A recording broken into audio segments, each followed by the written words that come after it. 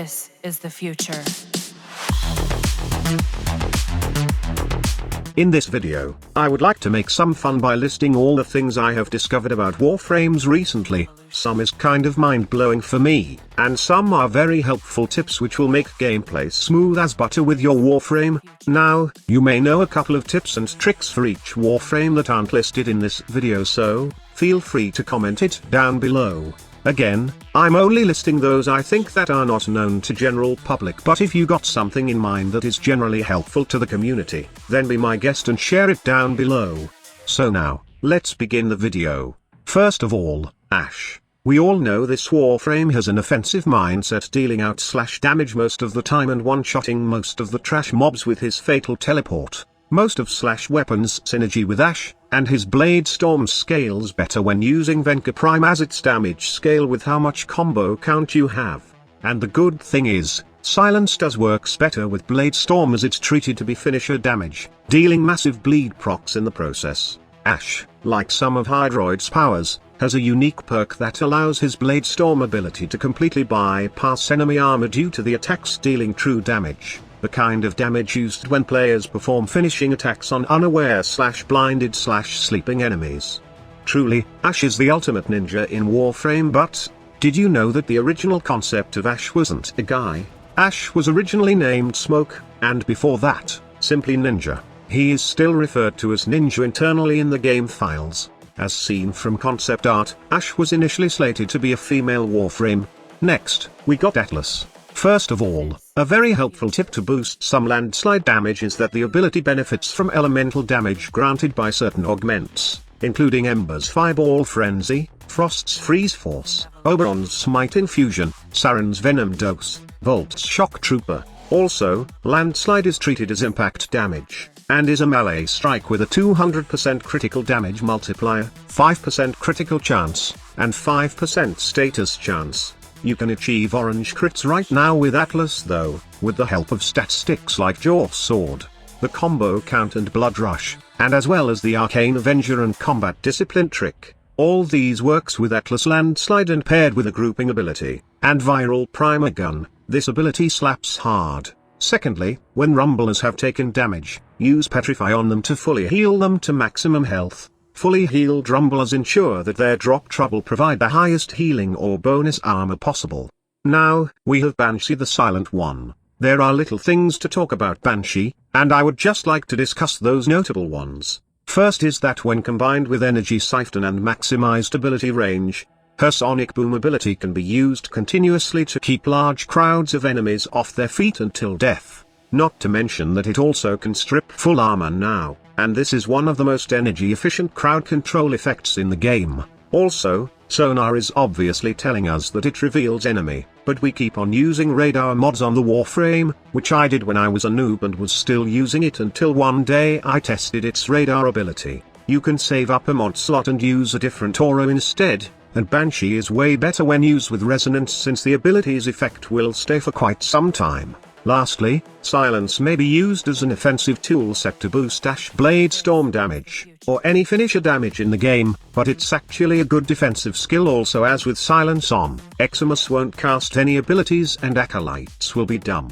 Next, we have Baruuk. Well, there's nothing really else to say about the power of this monk as it's all over the news. However, I would like to point out a few stuff. First is that Baruuk's Serene Storm can do multiple hits very fast in a wide range, and which mod that can benefit from that requires impact damage? Shattering Impact. This mod is absolutely amazing on this weapon. It helps you reduce base armor from multiple enemies very fast, and it doesn't care about scaling enemies. Well, I don't know if that will still be helpful though with a Pillage Baruuk build. Secondly, his slide attacks on Serene Storm has by far the highest slide attack damage and the widest range of all exalted melees. You should abuse the hell out of it, especially direct slide attacks.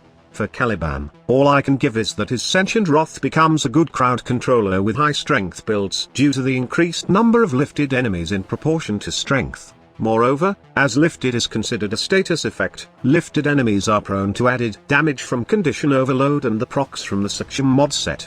This is besides the already significant damage vulnerability debuff from the ability alone. Also, with one player using corrosive projection, 100% armor strip can be achieved at 168% ability strength using his fusion strike ability if you care. Let's move on to Chroma.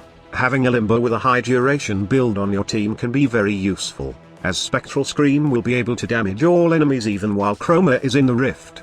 With a build with maximum efficiency, this will also cause Spectral Scream to cost no energy to use, while actually gaining energy at a minute rate. And the most important thing that you should know is that effigy is not completely useless. Chroma's effigy and its credit doubling aura can double the credits reward when Profit Taker finally collapses, once the bounty reward has been given, as long as both her drop's location and any players are within the effigy's radius, which is 10 meters at base.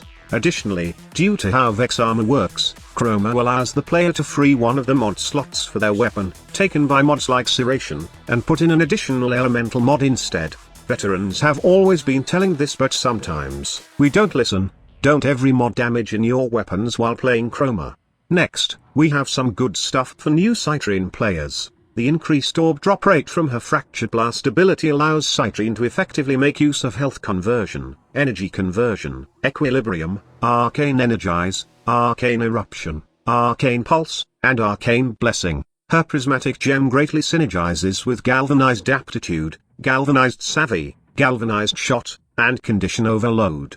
Because of its ability to inflict status effects, Prismatic Gem synergizes well with some of the Archon mods such as Archon Continuity, Archon Flow, Archon Stretch and Archon Vitality. Lastly, Crystallize is particularly potent against Guardian Eximus enemies, since the crystal growth extends from the body through the rotating invulnerable riot shields that block most ranged attacks. For Ember, let's talk about her immolation first. The ability only needs 105.8% to reach 90% damage reduction. This is nearly met by having a single enemy affected by a heat proc within Conflagration's range, providing plus 5% strength. In addition, Fleeting Expertise is a best-in slot for this Warframe. If you wish to build up heat quickly, equipping Fleeting Expertise can be a good idea, as it will allow you to cast Inferno more often. The armor strip of Fire Blast is permanent and is not affected by ability duration decreases from Fleeting Expertise and Transient Fortitude. And lastly, modding for high efficiency through the use of Fleeting Expertise can allow for Fireball to be spammed, quickly building up the combo multiplier and damage over time. For Equinox, her Rage can be used to make main more effective by having the aura of slash damage do more and acquire more charge for a more powerful release. Also, to min-max your builds, as damage accumulation, health conversion rate is not affected by ability strength. Mend and Maim wouldn't require high ability strength to be effective, especially if built for effect upon deactivation. Next, we got the poster boy of Warframe, Excalibur. Excalibur Prime, or Excalibur Umbra, /dash is a great tool and not useless at all. It can let you travel from one point to another fast, and definitely is good for quick escape with its invulnerability frames. Also, Exalted Blade has unlimited punch through up to its maximum range. Exalted Blade is well suited to taking out hordes of enemies, especially if they are grouped. The innate slide attack blind provides a cheaper alternative to radial blind, albeit with greatly reduced duration and range. Note that the radial blind power is cheap both per meter of range and per second of effect, despite having a higher cost per cast. Lastly, if combined with Mag's Magnetize or Avoid status effect which you can get from subsuming Xata's Whisper, the sword waves can be redirected to hit the enemies inside multiple times until its maximum range can be reached. For Mr. Frost, placing a /proc on enemies and then casting Freeze can stop an enemy from killing you while slowly killing them via bleed damage. Ice Wave is best used against enemies in a tightly packed line. Loses effectiveness on infested as ancients resist much of the damage though. Maximized ability strength along with steel fiber and armored agility will add up to a total health of 26,386.75 for Snow Globe. Using Arcane Squall Helmet and Arcane Guardian is recommended, because they increase Snow Globe's health even further. The health of the Snow Globe will be much better if you have the Umbral versions of the mods, but some players prefer to use the 4 seconds invulnerability phase over this though. What they do is to provide high efficiency build and just spam Snow Globe every 4 seconds. For Gara, the first tip I can give is that you should modify your melee weapon with base damage, elemental damage, and puncture and slash damage to maximize potential damage for Shattered Lash. Depending on your preferred attack method, thrust or sweep, and enemies you will face, you can specialize in puncture or slash damage mods to take advantage of damage type bonuses against different factions. Base damage, elemental damage, and physical damage from melee riven mods do affect Shattered Lash, further amplifying its damage potential. With a mean max build in your melee for Shattered Lash, you can quickly stack damage in your Splinter Storm. Next is that Splinter Storm's damage resistance applies to overshields, shields and health, making rapid regeneration of these stats ideal for endurance. Arcane Aegis, Arcane Barrier, Arcane Grace, Sentinel's Guardian mod, Raxacubrow's Protect mod, and Taxon's Molecular Conversion mod are great options to consider. Lastly, while Mass Vitrify is a potent defensive tool, Gara players can convert it into an offensive tool by investing in ability range and efficiency, to increase the effective range of the resulting shrapnel explosion and reduce casting cost for repeated use. Equipping a melee damage boosting arcane such as Arcane Blade Charger, Arcane Fury, Arcane Arachne and mods like Steel Charge and Vigorous Swap can further power up the resulting shrapnel explosion from Shattered Lash's damage, boosted by melee weapon mods like Proton Snap, Boreal's Contempt, and Neera's Contempt, Syndicate mods Blade of Truth, Justice Blades, and Toxic Blight, Corrupted mods Spoiled Strike and Corrupt Charge, also melee damage buffs from melee weapons like the Legion synergizing with Mass Vitrify.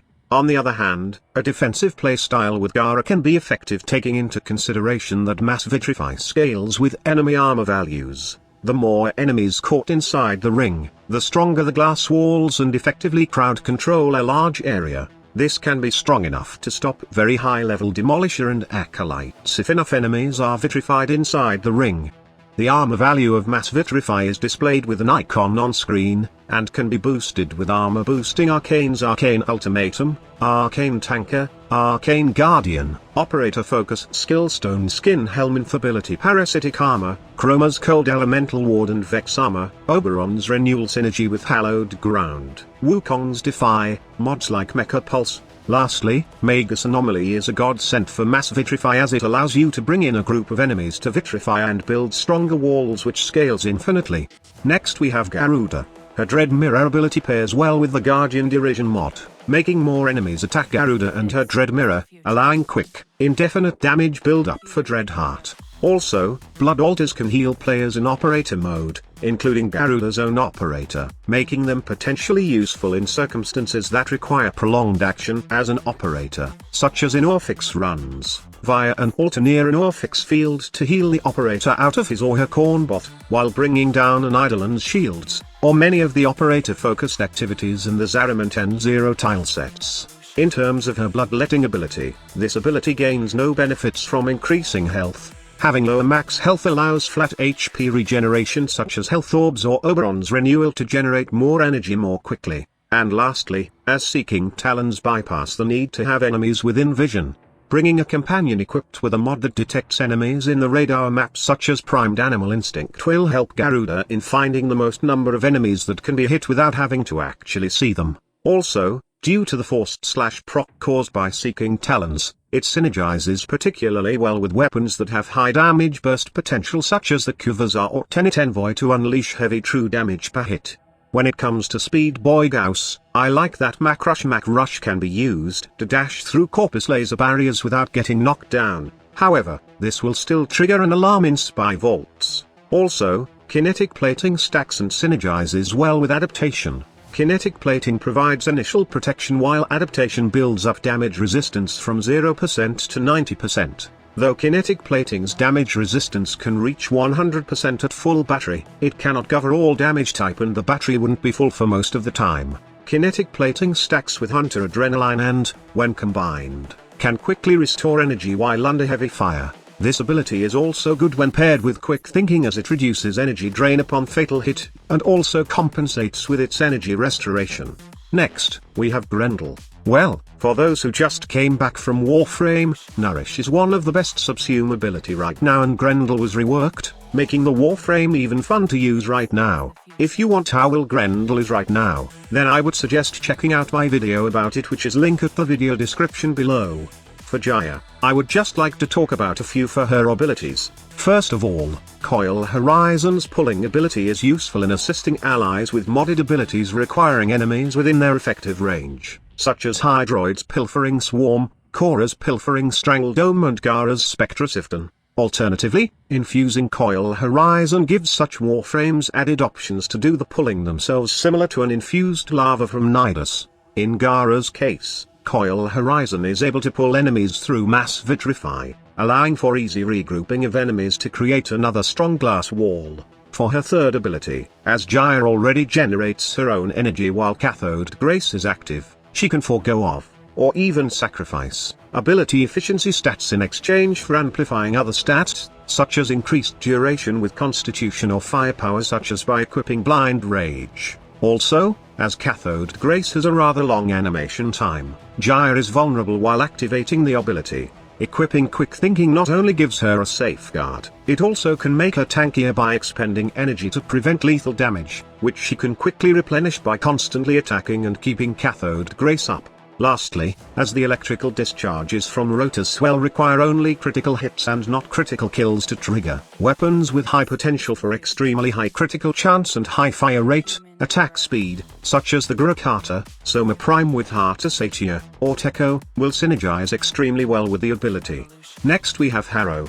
In case you did not know, his Condemn ability is not just best for getting over shields, but its utility in Steel Path is unmatched, as this is one of those abilities that can stun lock an acolyte in place. Now, to have a safety net after using Penance, the Guardian, Protect, Brief Respite mods, and as well as Arcane Barrier are useful for this ability, as they are capable of restoring Harrow's shields, or simply just cast Covenant before Penance. That works effectively too. For his Covenant ability, it synergizes well with abilities that buff critical damage, such as Electric Shield and Sonar. Also pairs well with the dual Toxocyst, since they are at their optimal power when you are getting headshots, and I can't wait to get the Incarnon version. Since the critical chance applied is additive, this ability can turn a nuke modded with primed target cracker, and possibly other critical damage mods such as a Riven, into a viable critical secondary. Also, it stacks with Arcane Avenger, resulting in an additive plus 95% critical chance on body shot and plus 245% on headshot with both effects maxed. And lastly, Covenant synergizes well with a kit gun equipped with Pax Seeker, with its projectiles gain benefits for critical chance to headshot from this ability. However, headshot kills by Pax Seeker's projectiles won't trigger lasting Covenant augmentation. For Hildryn, aside from Gloom being the best subsume ability for this Warframe, as she can infinitely keep up the energy drain. As you all know, Hildryn doesn't use any energy but shields that she can restore without breaking a sweat. Hildryn's first Balefire is capable of scoring headshots and activating headshot prerequisite effects such as Arcane Precision. Arcane Precision does affect Balefire charges damage. And also, if you are using her third ability, then you will be glad if you have a team like Volt, Trinity, Equinox, PR, even Mag. While channeling, Hildryn's shields can be restored by Volt's Capacitance, Trinity's Blessing, Night Equinox's Mend and Maim, and Mag's Polarize. Trinity's Vampire Leech will not restore shields. Lastly, Balefire Surge can replenish Hildryn's own shields during Aegis Storm. So what can I say with Hydroid? What is his secret? Well, first of all, he's the first Warframe that Digital Extremes should focus reworking. What else? His Tidal Surge can be used to reach or pass certain areas of the map, I guess. What else I can offer? Tentacle Swarm does not trigger Arcane Trickery enhancement. What the fuck, squad leader? Well, I'm sorry lads, I just can't offer much with Hydroid. If you can, be my guest and share it down below. Oh, I forgot. If you sell all your Hydroid, then you can get credits in return. Let's proceed to the next Warframe, okay? For Inaros, oh god, I thought I'll tell something great after the worst frame. For Sandboy, stack a lot of health, then adaptation, slap the negation swarm augment and don't use any abilities. Also, Arcane Grace helps and any other things such as Warframe abilities that heal Inaros. That's it. That's how you play the Warframe. Okay, let's move on to the next. For my sweet Ivara, her quiver can be used to cloak and protect Hexis operative in Arbitration's defense missions. Her dash wire can be used as a substitute for bullet jumping if losing prowl or making a miscalculation in your jump would be costly otherwise. This is particularly effective in certain spy vaults.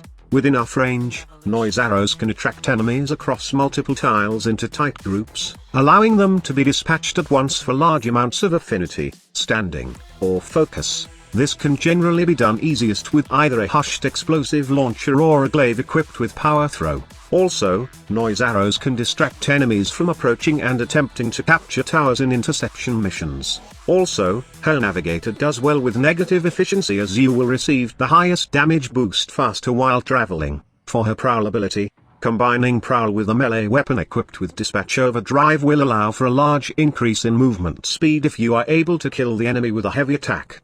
Firing gun blades, like Redeemer or Sarper, will alarm nearby enemies but it won't break Prowl's invisibility.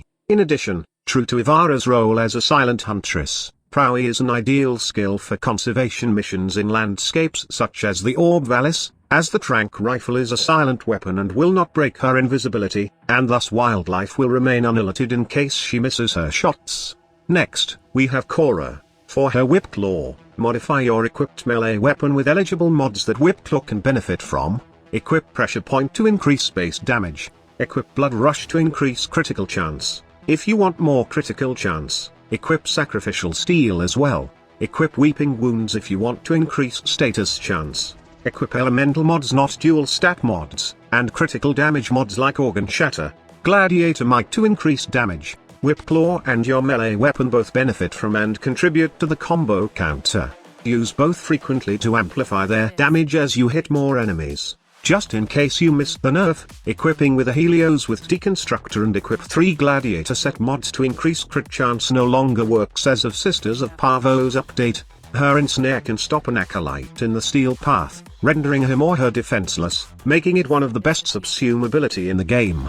Next, Khora can be a speed frame with the help of Venari. Khora's passive speed multiplier affects her regular movement speed, which also enhances sprint speed. Combine with high ability strength and sprint speed mods such as Rush and Armored Agility to gain vastly increased mobility.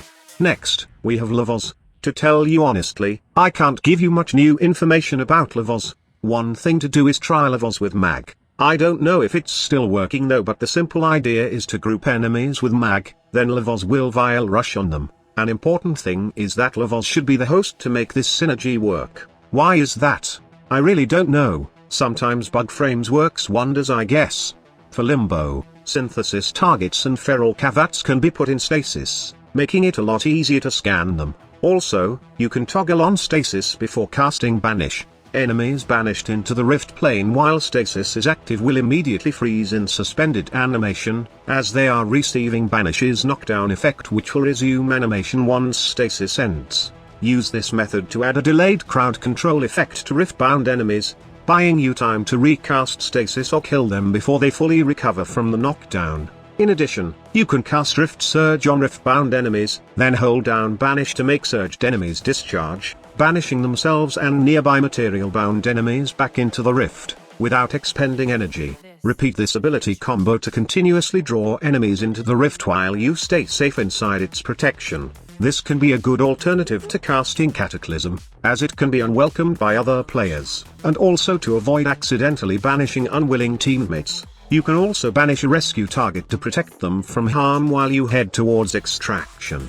Likewise, banish the operative in defense missions in sorties and arbitrations to keep them safe from enemy fire. Banish can also be used on Loki's decoy, Sarin's Molt or Chroma's effigy to make them immune to damage from enemies that are not in the rift plane.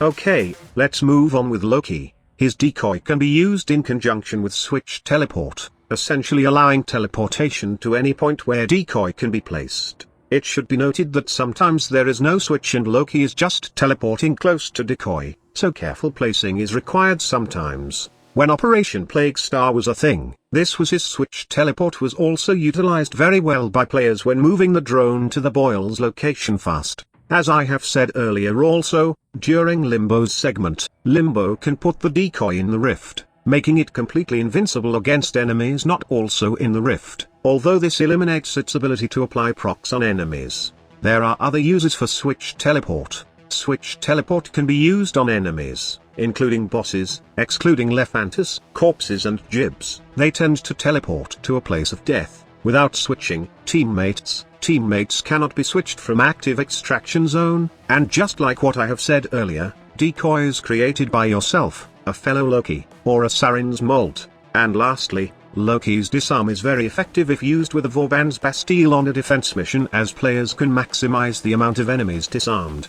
Next we got Mag. Aside from the fact that pull is the cheapest crowd control out there that works effectively, but people don't use it often, pull can also be used with a puddle Hydroid, so he can be better, if you want to try it out though. Also, when Magnetize is used with punch-through weapons, like the Lanka and Mitre, the bullet or projectile will hit the target multiple times. However, this does not increase the damage over time produced by the field or the damage of the final explosion. This is ideal for taking out specific targets. Using beam weapons, such as the Ignis, Atomos, Gamaka, Quanta, etc., will not hit the enemies multiple times the same way that punch-through projectiles do, but will greatly increase the damage over time generated by the field and the final explosion. This is ideal for creating choke points where every enemy that walks through the bubble gets killed by the field's damage over time effect. Weapons with the ability to empty their magazines into a single torrent of shot, such as the Kuva Kraken, Tenet Deuteron,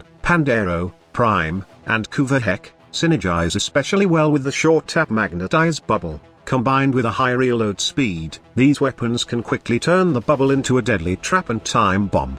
A good thing to take note about Magnetize is that a Grekata with Wild Frenzy synergizes extremely well with Magnetize, as the bubble greatly increases the mod's 2-kill ammo refund requirement and thus almost ensuring a limitless supply of bullets to feed the bubble. While gas effects don't increase absorbed damage, they can help in damaging all enemies inside the bubble, especially if punch-through is on the used weapon, which allows multiple procs to occur per shot. Now, strip their armor with Polarize, and then Fracture and Crush, and you will see some madness happening inside your bubble. One last thing before we proceed to the next Warframe is I want to talk about her Polarize ability. Can be used to restore shields to the Cryopod, Cryocore, Excavator in an excavation mission or an artifact in a defense mission. Can break reinforced glass in Corpus ships and laser plates, rotation plates on Ogin Tower laser traps. Given an enemy with shields, armor is near them and was affected by Polarize. And lastly, shards can inflict high amounts of slash if used with Magnetize or when orbiting around Mag. If combined with a weapon able to inflict viral, this can cause incredibly high damage. Now for Mesa. Aside from the meta Peacemaker build, you should try out the Ballistic Bullseye Mesa build right now. It's stupidly broken. Link is at the video description. That's it. For Mirage, when used in conjunction with the Parasyst's alternate fire, each hologram of her first ability will fire its own hook capable of pulling an enemy. When Mirage is inside Limbo's rift, the doppelgangers are still able to damage enemies outside as long as they are outside themselves, thus making it possible to destroy nullifier crewman shields without exposing yourself. May only work as host and needs confirmation though. Also, many melee weapons have special, unique effects on heavy / jump / slide / slam attacks. Zenestar creating its disc with heavy attack. Tenet Grigory creating discs on slide heavy, second heavy attack. Also, with high ability duration, high ability strength and crowd controlling weapons, like Synoid similar, Mirage can single-handedly protect an extractor even at higher levels rotations with the help of sleight of hands. Also, this might now be known to many, but a heat status effect on Mirage will set the Eclipse damage buff to its maximum value. For Nekros, I would like to talk some things that will help you better utilize his Desecrate ability. While most people think it's not important, it's good to know the time span for a body to completely disintegrate while Desecrate is active to maximize the looting potential. Grineer and Corpus corpses will disintegrate in 15 seconds. Infested corpses and Avalanched, which is Frost ability, enemies will disintegrate in 5 seconds. Corpses from enemies affected with Molecular Prime will disintegrate in 3 seconds, and with a fast Nova build, you can maximize the loot potential of this ability. The best though is that corpses from enemies affected with Saren's Miasma will disintegrate within a second. Having multiple desecrating necroses is still useful if the necroses themselves are spread out or if some corpses would disappear before desecrate gets a chance. This is especially useful when corpses are disintegrating faster than 3 per second, such as when an ability like Molecular Prime is being used, in infested missions, or if enemies are simply being killed at a rate of over 3 per second. Khora's Strangledome almost guarantees dismembering enemies upon kill from its chains due to its high slash, granting more body parts for Nekros to generate loot from.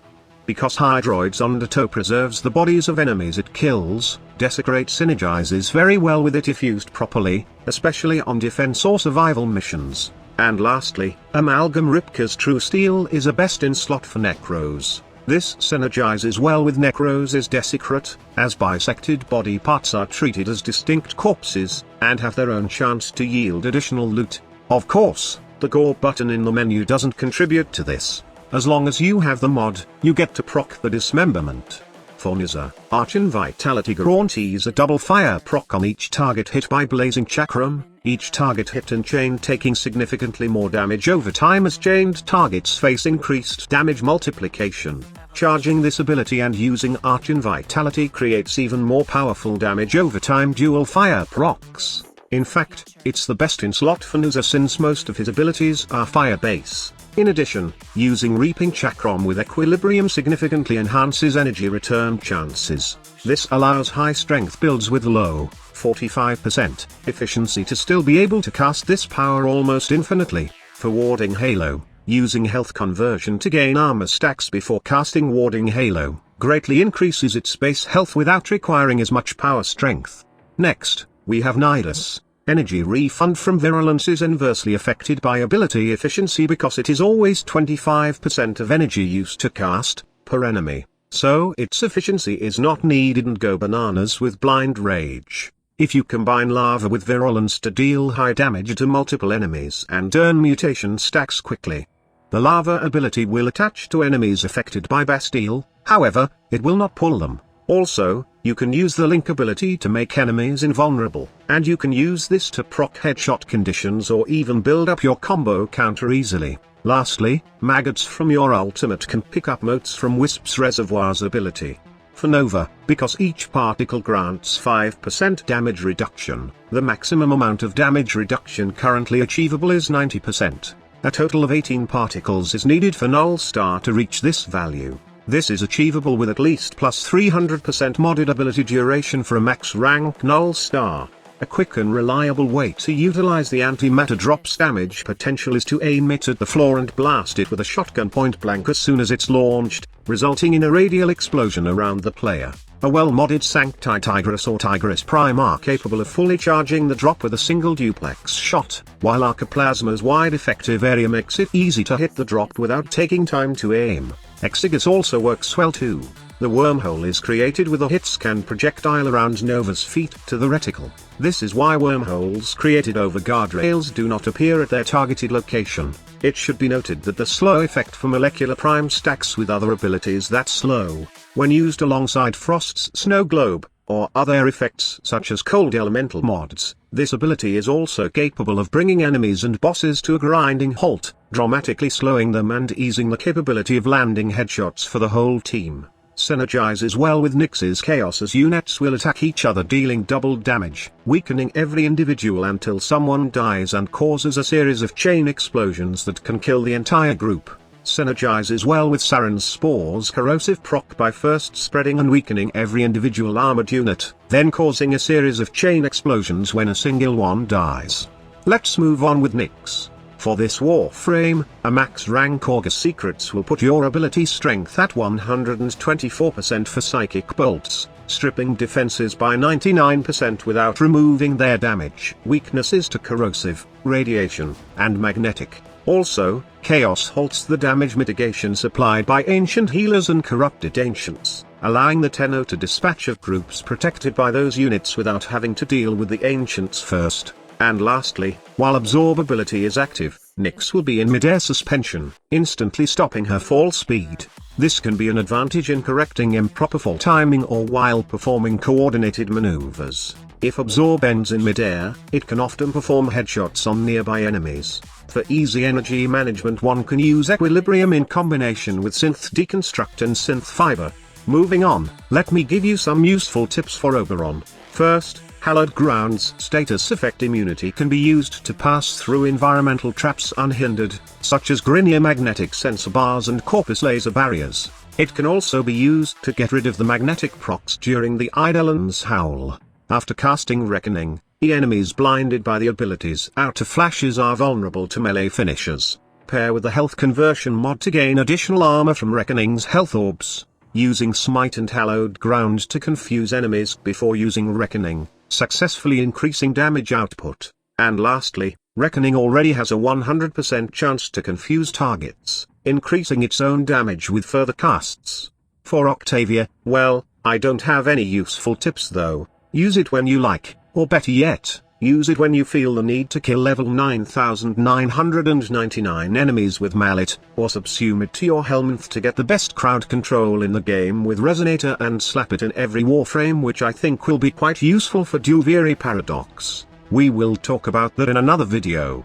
For Protea, you should activate Temporal Anchor and throw multiple shrapnel vortexes at groups of enemies. Direct damage from the vortexes, including damage over time from the /status effects, are all recorded to fuel the temporal implosion. For her blazing artillery, plasma turrets prefer to target the closest enemies and switch between targets in range. Use this behavior to your advantage to spread the damage around and apply heat status effects to stun enemies with a lingering damage over time. And it's much better to use the combination of Hera's Q-Brow with Stalk and any grouping ability like Ensnare or Nidus Lava to maximize the damage of the turrets. The longer the duration of the turret, the better compared to building up more power strength for more damage. Next is that empowered health orbs from Dispensary can be an excellent source of energy with Equilibrium, giving 110 energy for each one on max rank, due to the health orb providing 100 health. This can benefit any Warframe that could use more energy, combined with Synth Fiber to always pick up the health orbs. For Revenant, Enthrall may be useless for some, but it's very reliable in Steel Path levels. I can enthrall acolytes and kill them safely, with or without teammates.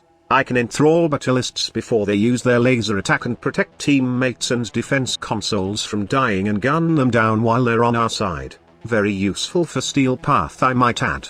I can also enthrall plus reave many bosses for insta-killing.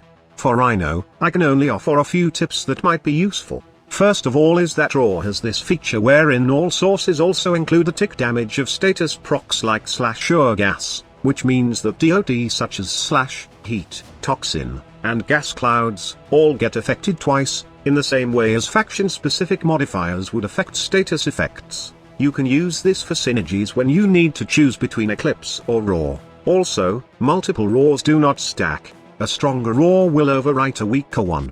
In the case of Citrine, she is better used as a weapon specialist right now over a nuking Warframe. Toxic Clash is an invaluable ability for players who were not able to collect a melee toxin mod or not capable of equipping such on melee weapons, in which the ability becomes a suitable replacement for those in need of direct health damage. Toxic Clash's damage takes elemental mods and buffs like Venom Dose into account, even on damage instances normally unaffected by elemental mods, such as the radial damage of slam attacks, explode on death mods such as acid shells, and mods like concealed explosives. This makes it possible for them to deal vastly more damage than normal through Toxic Lash, which is especially useful for Archititron, Tenet Exec, and Sobek. This could possibly be a bug, but shut it. Let's move on. For miasma usage, I suggest using Spores first to start shredding armor, if any, then attack with Toxic Clash to inflict toxin procs on enemies, and follow up with miasma to deal quadruple damage and a guaranteed viral status effect proc to increase damage dealt to enemies' health,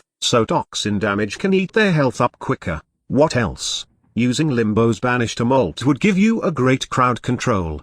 For Shevagath, first, when it comes to Gloom, as the ability's energy drain is only dependent on the number of enemies within the slowing aura, Blind Rage is a practical mod to equip to maximize the slowing effect. Do note that the reduced efficiency does increase the toggling cost. Investing in increased energy reserves, such as by using primed or slotting as Urajan shards, also ensures the longevity of a toggled Gloom aura.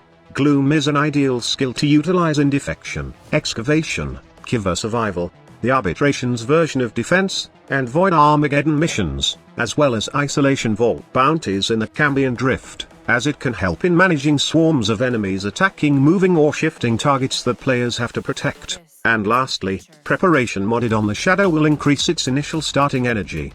Next Warframe is Styanax, and this Warframe is busted when paired with Nourish, allowing your team to gain infinite energy. Rally Point builds up Styanax's shields into overshields to fuel his passive Hoplite weapon critical chance bonus. For Titania, the status immunity granted by Spellbind also prevents Titania from being staggered when hitting surfaces in Raise or Wing. Holding the button down to activate Spellbind on yourself can be really helpful when flying through tight spaces. Also, for her tribute ability, since offerings sometimes tend to drift upwards, it is more convenient to use the ability while close to the target. In terms of Lantern, if the target passes into a nullifier crewman's bubble, Lantern will not be dispelled, making it a good crowd control for general use. Lastly, Dexpixia has a high rate of fire which allows Titania to deal a lot of damage in a short amount of time. They are also fully capable of triggering Arcane Pistolier, frequently allowing for up to 12-second bursts of unlimited fire. Subsume Xata's Whisper and you will have more chances of getting headshot, hence giving you that unlimited bullet hose power. Next, we have Trinity. Well of Life can effectively lock down a synthesis target for scanning. Additionally, the invulnerability offers the target temporary protection from accidental death, but stored damage will be dealt in full when the ability ends. Casting Energy Vampire on a weak enemy and killing it will grant players a quick burst of energy, while increased duration slows energy gain by spreading the pulses over a longer period. Killing the target quickly negates this penalty, allowing Trinity's other abilities to benefit from increased duration. Decreasing Energy Vampire's duration via corrupted mods will quicken the energy restoration at the cost of a shortened span of stagger control per cast. With a maxed transient fortitude and fleeting expertise, a rank 3 Energy Vampire will trigger all 4 pulses over 1.125 seconds, staggering the target only once at most. And lastly, Blessing's damage reduction increases the effectiveness of her Vampire Leech augments over shields. Also, Narrow-Minded does not decrease the range of Blessing, but does impact Trinity's other abilities, and 125% ability strength or higher allows Blessing to completely restore shields from 0% and reliably reset shield gate invulnerability. For Valkyria, aside from the fact that you can actually play as Attack on Titan characters with her repline, this is very effective in PvP, as it allows the user to either quickly travel around an arena or pull and knock down the opponent, rendering them an easy target. If you like Warframe PvP, of course, while not being utilized by players, by combining a fully ranked Warcry with a Sentinel with Coolant Leak mod, melee enemies, particularly the melee-focused Infested, will be severely slowed down. And lastly, you can maintain Hysteria endlessly by the Rage mod or the new arcane from the operator called Emergence Dissipate. For the Rage mod trick, all you need to do is switch to your gun without deactivating Hysteria, while Emergence Dissipate is probably the safest way, as all you need is group enemies with Magus Anomaly Arcane and then Void-Cancel to activate the Arcane's effect.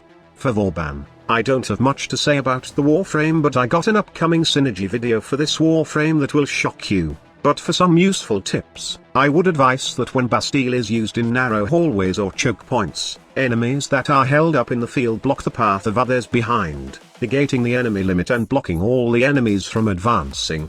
For Volt, shock stuns all affected enemies. This is especially useful against heavy units. Firing shock directly at enemies may or may not be useful due to its targeting mechanics. Try instead to fire shock at the surfaces near the enemies. Next is that his speed ability can reduce recharge delay for Cycron or a kit gun equipped with Pax Charge. However, it does not affect recharge rate. Multiple instances of the electric shield can provide a 360 wall of protection, or can be used once if backing up into a tight space, blocking enemy fire from all angles. As electric shield doesn't buff Warframes directly but instead the weapons fired through it, it's one of the only ways to increase operator damage output. This is particularly useful for Eidolon hunts. And lastly, casting Discharge when targets are in a close proximity to one another and or to yourself will ensure that enemies take more damage during the effect duration. For the Condition Overload Goddess, Vorana, you can actually activate Dinah's passive to make Vorana highly mobile when extracting from a mission, to further increase her survivability in the process. Activate Shroud of Dyna while running through enemies to escape detection. Modding for high ability duration and combining infested mobility gives Vorana the mobility to quickly speed through missions undetected. Her Fang of Raksh greatly synergizes with Galvanized Aptitude, Galvanized Savvy, Galvanized Shot, and Condition Overload. Because of its ability to inflict status effects, Fangs of Raksh synergizes well with some of the Archon mods such as Archon Continuity, Archon Stretch and Archon Vitality. Cedo's Alternate Fire can proc numerous different status effects to assist in prolonging Lykarth's hunt duration. The increased orb drop rate allows Vorana to effectively make use of health conversion, energy conversion, equilibrium, arcane energize, arcane eruption, arcane pulse, and arcane blessing. Equilibrium is particularly suited for a melee-centric Vorana, as she can quickly regenerate her energy reserves by picking dropped health orbs from slain enemies and keep hammering others with her other abilities. For generating energy orbs with Lykarth's Hunt, use weapons that allow easy kills with headshots such as sniper rifles, Scourge's Outfire, or a raised aim Macarius, and lastly, for her ultimate, bring weapons that can inflict a large number of status procs on a group of enemies to maximize the punching power of Ulfrun's Descent in case Fangs of Raksh is unavailable, such as Cedo and its Glaive Outfire, Compressor,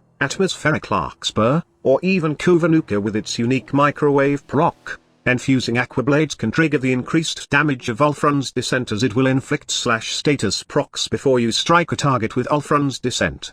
Next we have my most favorite Warframe this month, Wisp. For this Warframe, I would suggest that the proper placement of moats in Steel Path Survival Fisher camping is you put health and fire 8 moats in your camping spot, and place the shock moats in the corridor or in the pathway of enemies so they can stun lock them with the electric procs. The decoy from her Will-O-Wisp can go through spy laser barriers without tripping them, allowing Wisp to deploy the decoy through it and then teleport past it. However, the decoy can still be seen by guards. And lastly, prepare yourself for Wisp Prime. It's not confirmed yet, but my gut tells me that As Prime is next. For Wukong, use his Cloud Walker for insane mobility and to go through lasers undetected. Also, unequipped Sentinel with Vacuum will still collect nearby items and hold on to them for you to collect when Cloud Walker ends, similar to Hydroid's Undertow. For his ultimate ability, it is preferable to use Steel Charge over Growing Power when modding for pure damage, as the former adds more damage to Primal Fury than the latter. Even with Steel Charge equipped, using Power Drift will provide a larger increase in damage than Coction Drift. Next, we have the Broken Warframe.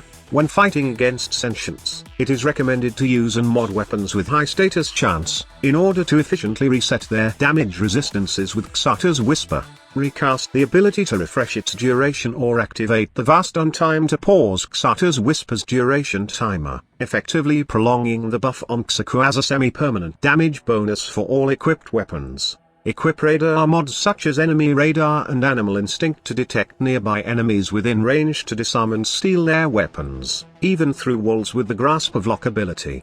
For the Waifu Warframe, with high energy reserves and good ability efficiency, Sea Snares is a relatively cheap means of disabling a group of enemies quickly and thus provides decent crowd control. As Sea Snares pin enemies in place, landing headshots becomes easier. It therefore synergizes with effects that are triggered by headshots such as with Ivara's Concentrated Arrow or Harrow's Covenant. Also, riding Marulina counts in Nightwave challenges involving gay drives, though she should take down enemies with her equipped secondary weapon and not with her abilities. When using Surging Blades, duration-based builds allow the player to stack much more damage on Aquablades in its entire extended duration. And lastly, Riptide can be used to safely pull enemies into the middle of Hydroid's Pilfering Swarm or Khora's Pilfering Strangledome before exploding in a deadly fashion, ensuring the added drop chance upon enemies' deaths.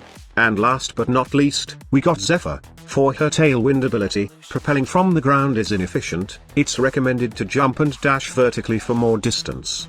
Aim Glide can be used to significantly increase the distance traveled, as all momentum is conserved for the duration of the Aim Glide.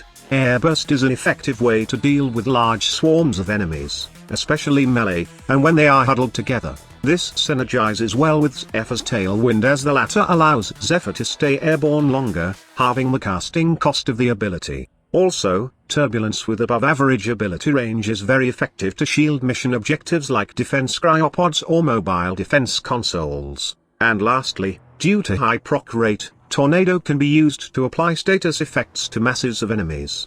Viral can be used to increase damage done to mobs by 100% to 325% regardless of level. Try it also with gas and see how it melts enemies affected by tornadoes in seconds. So that's all about it.